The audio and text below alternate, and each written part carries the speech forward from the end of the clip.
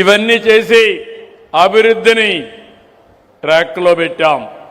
20 లక్షల కోట్ల రూపాయలు పెట్టుబడులు వస్తున్నాయి. 22 లక్షల మంది మన పిల్లలకు ఉద్యోగాలు వస్తాయి. మొన్నే మెగా డిఎస్సి పెట్టి ఉద్యోగాలు ఇచ్చాం. 16,500 మందికి ఉద్యోగాలు ఇచ్చాను. ఈ విషయంలో మీరు గుర్తుపెట్టుకోవాలి. మనం 16,500 మందికి ఉద్యోగాలు ఇస్తే నేను పెట్టిన మొదటి సంతకం ఎన్ని ఇబ్బందులు క్రియేట్ చేయాలని ప్రయత్నం చేసినా, కోర్టుకు పోయినా అన్ని వెకేట్ చేపించి సంవత్సరం లోపల ఉద్యోగాలు ఇచ్చిన ఘనత ఈ ఎన్డీఏ ప్రభుత్వాన్ని.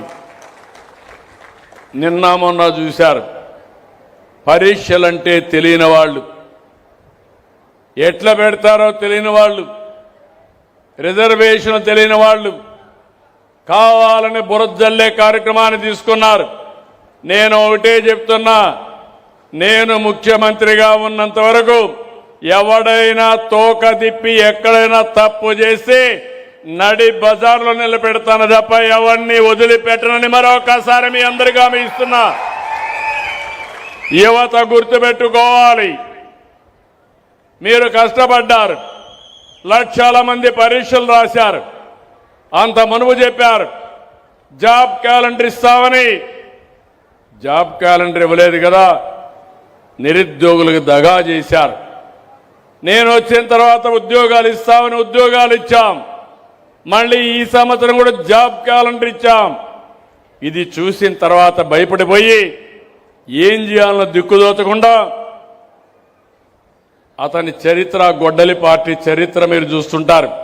అన్ని తప్పుడు ప్రచారాలు, నేరాలు, ఘోరాలు చేసి ఎదుట వాళ్లపైన వేసే పరిస్థితి. నేను ఎన్నోసార్లు చెప్పాను, మా అధికారులు చెప్పారు, మీరేసిన దానికి ప్రతి ఒక్కదానికి సమాధానం ఇచ్చారు.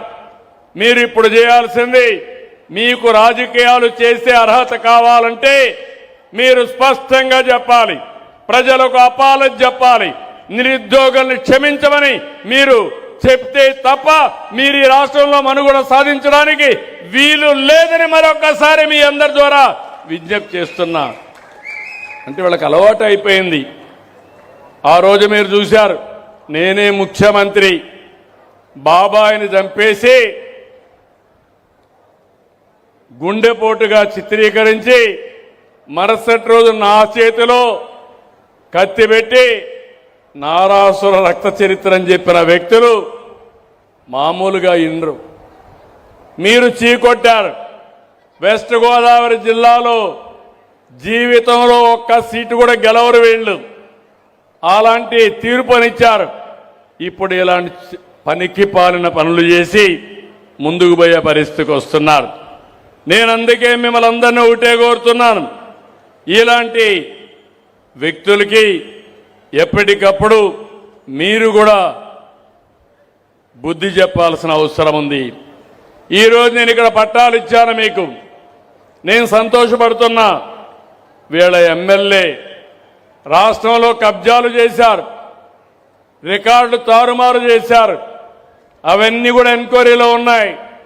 ఇక్కడ అయిపోయిందని తెలంగాణకు పోయి వినుకొండ మాజీ ఎమ్మెల్యే అక్కడ పోయి ఎంఆర్ఓ